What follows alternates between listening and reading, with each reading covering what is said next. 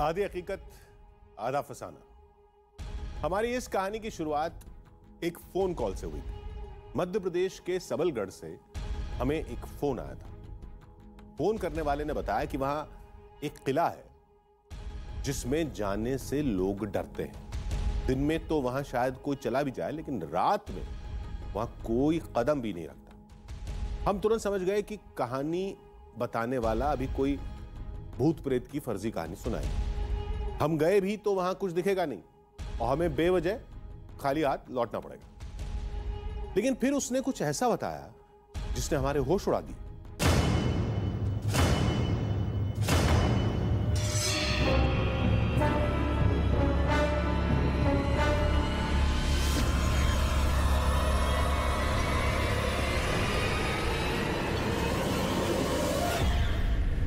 मध्य प्रदेश का सबलगढ़ किला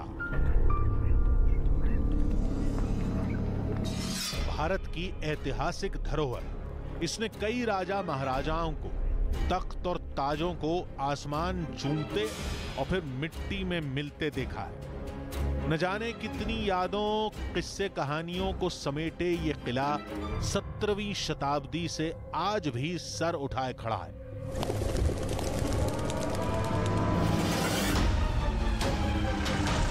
लेकिन बहुत हैरत और दुख की बात है कि ऐसा शानदार किला, ऐसी ऐतिहासिक धरोहर इलाके में शान नहीं बल्कि खौफ भरी निगाहों से देखी जाती है। और वजह क्या है? इस किले की एक दीवार, सिर्फ एक दीवार, और दीवार से खून बहने का एक सदियों पुराना दावा।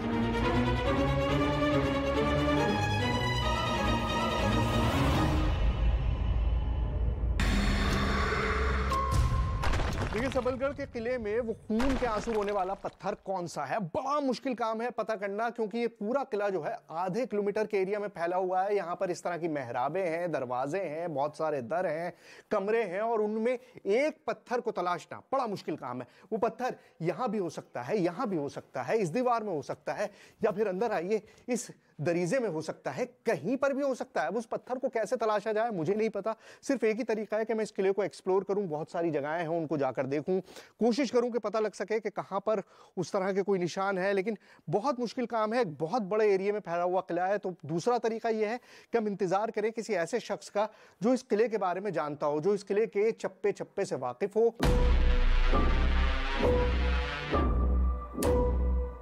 हमने किले के बहुत सारे कमरों को छाना, लेकिन करोड़ों पत्थरों में वो एक पत्थर तलाशना पागलपन सा था। देखिए, शाम हो चली है और अभी तक सबलगढ़ के किले में हम वो पत्थर लोकेट नहीं कर पाए हैं। खून के आंसू वाला पत्थर। कौन हो भाई? यहाँ क्या कर रहे हो? अरे सर, मैं न्यूज से हूँ, शूट कर रहा हूँ। आप कौन है? अपन सिक्योरिटी गार्ड से सर। क्या किले के चौकीदार हैं आप? जी सर। अरे चौकीदार साहब, कोई तो मिला, आपका इंतजार कर रहा था मैं। 1 मिनट रुकिए, मैं वहीं आता हूँ।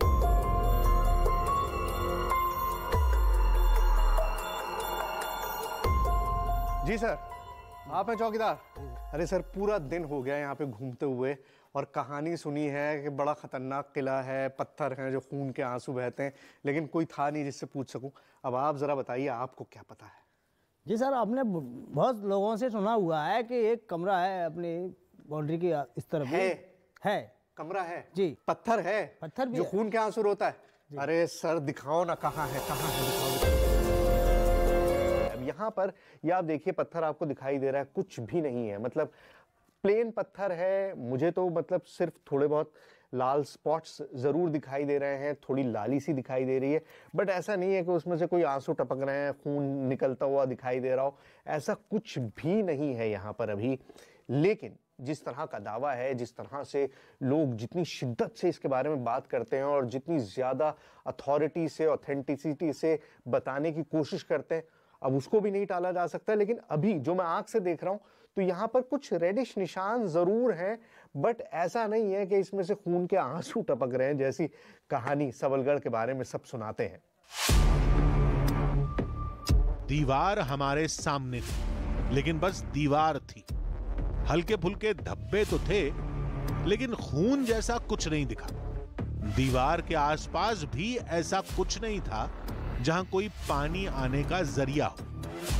ऐसा लगा शायद किसी ने मजाक किया था और उस मजाक को सच मानकर हम यहां तक आ चुके थे। लेकिन हमारा गुस्सा सातवें आसमान तक पहुंचता उससे पहले ही वहां के चौकीदार ने हमें कुछ बताया। हमने एक पत्थर के नाम सुना हुआ है। हर साल लोग और हर बार जो भी बुजुर्ग लोग या जाने हुए लोग आते हैं तो बताते हैं कि ये पत्थर जो है खून के आंसू रोता है। क्यों रोता है? ये कारण है कि बताते हैं कि राजा महाराज का कोई बच्चा था, यानी कि बालक उनका, उस पत्थर से उनका सिर फोड़ के उनको मार दिया गया था। उस वजह से बताते हैं कि उसकी आत्मा है, उसमें ही बोलती है और वो खून के आंसू होते हैं।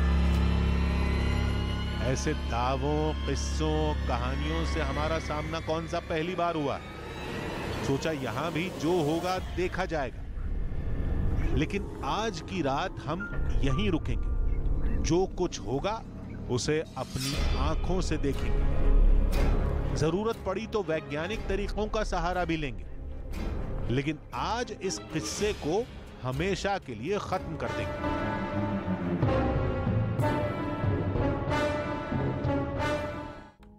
अब तक हमें लगने लगा था कि यह सब कुछ सिर्फ कोरी अफवाह है, शायद एक सदियों पुराना अंधविश्वास जो बरसों से चली आ रही अफवाह के बाद लोगों के डर में बदल गया है। लेकिन इस कहानी का नतीजा आना अभी बाकी था। उसके लिए आज की रात हमें उस किले में बितानी थी, उस पत्थर पर होने वाली हर हरकत पर गौर करना था और हम उसके लिए पूरी तरह तैयार थे। देखते हैं कि क्या आज की रात उस पत्थर से कोई खून, कोई सिंदूर या कोई लाल रंग का पानी बहता है या नहीं।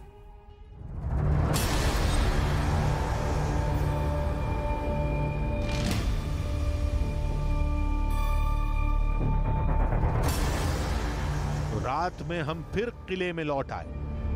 रहस्य सुलझाने का ये आखिरी दांव था, एक आखिरी कोशिश।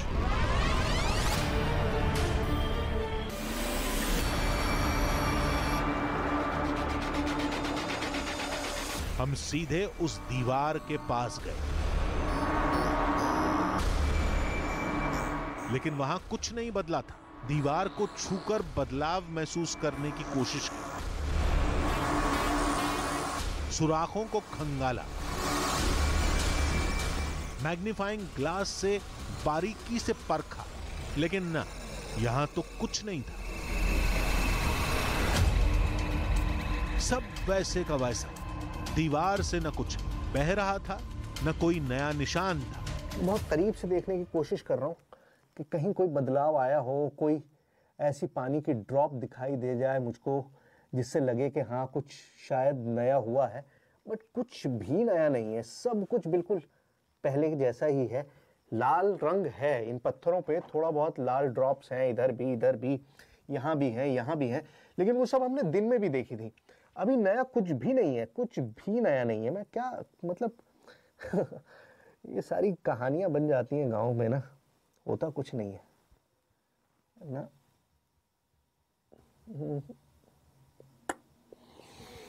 No, nothing. चलो।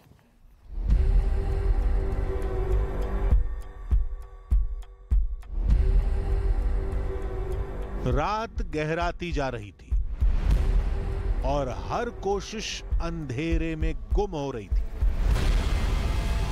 शायद यहां से खाली हाथ ही लौटना पड़ेगा, ये हम सोच ही रहे थे कि तभी अचानक दीवार के पास से कोई भागा। है, गया। अरे इधर आओ,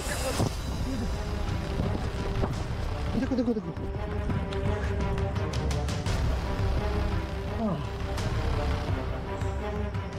भाई स्वयं मुझे लगा था कि कोई गया है, बट शायद सिर्फ चमगादड़। एक वक्तों में घबरा गया था, मुझे ऐसा लगा कोई परछाई गई है, और यहाँ के रियलाइज किया कि चमगादड़ था, और वो हमारी लाइट जो है उसके सामने से गुजरा ना तो बहुत बड़ा सा लगा। रात में ऐसे इल्यूजन्स होते ही रहते हैं, क्या करें। चलो आओ। 1 किलोमीटर लंबे चौड़े किले में हमारे अलावा कोई नहीं था।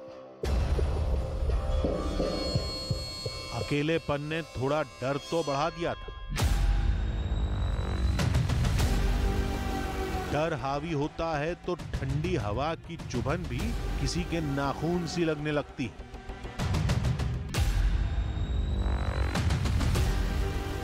अब कुछ नहीं मिलेगा ये तय था। सोचा आखिरी बार तसल्ली करके लौट जाएंगे, लेकिन ये क्या? नहीं, ये नहीं हो सकता।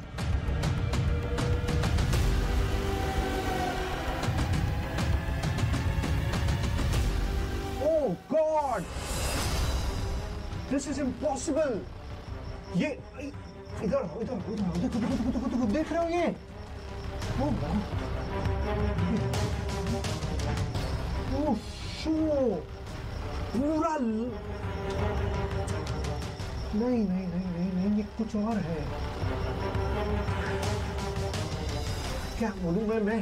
आपने देखा था, मैंने भी देखा था, 4-5 बार मैं यहाँ पर आया हूँ, कुछ भी नहीं था यहाँ पर, कुछ भी नहीं था। लेकिन अभी ये पूरा निशान दिखाई दे रहा है। ये आया कहाँ से ये? ओह नहीं हो सकता यार, ये क्या है? I am in shock right now. मेरी समझ में नहीं आ रहा कि मैं इसको किस तरह से एक्सप्लेन करूं। मैं कम से कम 4-5 बार यहाँ पर आया हूँ और एक बार भी यहाँ कुछ भी नहीं था। लेकिन अभी ये निशान है, किस चीज का है? वर्ड ड्रॉपिंग है, क्या है, मुझे कुछ भी नहीं पता और ना ही मैं इस वक्त कोई एक्सप्लेन कर सकता हूँ। कोई एक्सप्लेनेशन नहीं है मेरे साथ।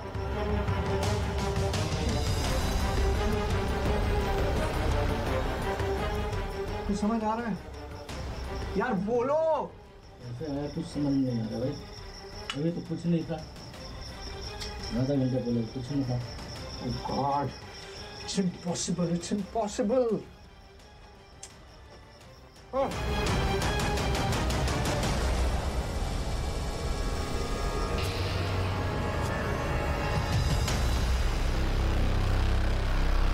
हमने छूकर देखा, तसल्ली की। ये लाल निशान पहले नहीं था।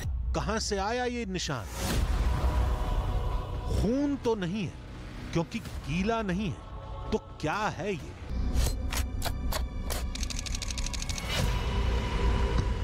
कुछ समझ नहीं आया तो हमने कैमरे की हर तस्वीर को दोबारा देखा, बार बार देखा, लेकिन तभी हमें कुछ दिखा। दीवारों को टटोलते वक्त हल्का सा लाल रंग उंगलियों में भी लगा था, जिसका उस वक्त हमें जरा भी ध्यान नहीं था। लेकिन थोड़ा इत्मीनान से सोचा, बारीकी से समझा, तो समझ में आया कि ये लाल रंग का निशान जरूर था, लेकिन कोई खून नहीं था, क्योंकि दीवार में किसी तरल पदार्थ की मौजूदगी के कोई निशान नहीं थे। लेकिन ये खून नहीं था तो था क्या? क्या किसी की शरारत, जिसने हमारी गैर मौजूदगी का फायदा उठाकर वहां कोई पेंट या रंग लगाया, ताकि किले से जुड़ी कहानियां और डर जिंदा रहे? या यह भी हो सकता है कि सर्दियों की ओस में किले की पुरानी ईंट से कोई केमिकल रिएक्शन होता हो और लाल रंग से निशान आते हैं। खैर, जो भी था, इतना साफ था कि यह खून नहीं है और ना ही कोई सिंदूर।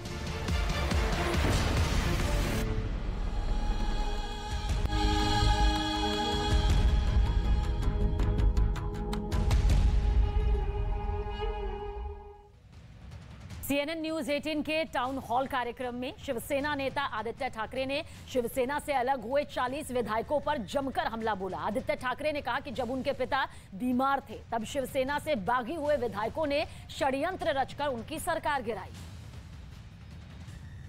Know what has happened?